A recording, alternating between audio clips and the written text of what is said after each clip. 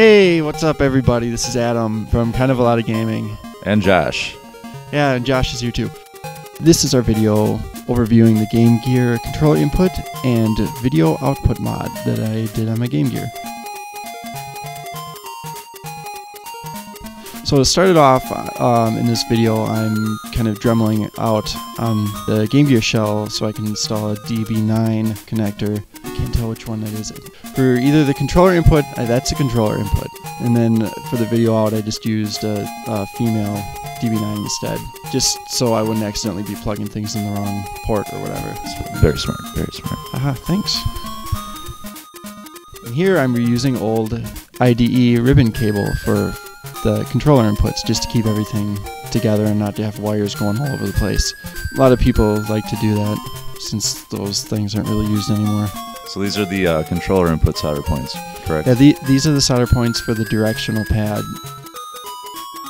The top one is ground, and then the other ones are all, I'm assuming they're test points for the directional pad inputs, and then they're just wired up on the other end to the socket.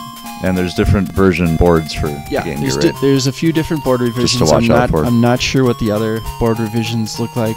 You might want to double check with a multimeter what connections you're soldering to before you do it. Otherwise, something could get messed up. I take no responsibility.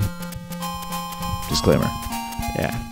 And these three pads are the 1, 2, and the start button. Start button doesn't actually map to anything as it is right now, because the Master System controller does not have a start button. But which will be a whole nother future mod. Yeah, so it'll either be that, or I might just gut out an NES controller and use that instead.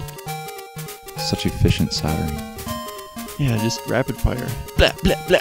And it's done. If only it were truly that easy. As you can see there's the Master System plug and the socket. I'm wiring it up for the controller, and I'm soldering the other end of the ribbon cable too. I soldered an extra connection for the start button, which the Master System controller does not have. Testing seems to work okay, other than I can't hit start. But there's the video out encoder board thing. That's a close-up of the area where all the wires are going to be soldered to for that. You can kind of get an idea of how small that is from the cartridge there, and it's all wired up.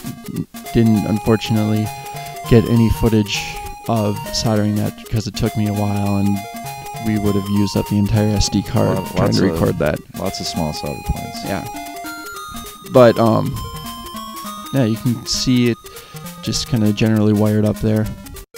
Here is me testing it by touching the enable lead to a ground point.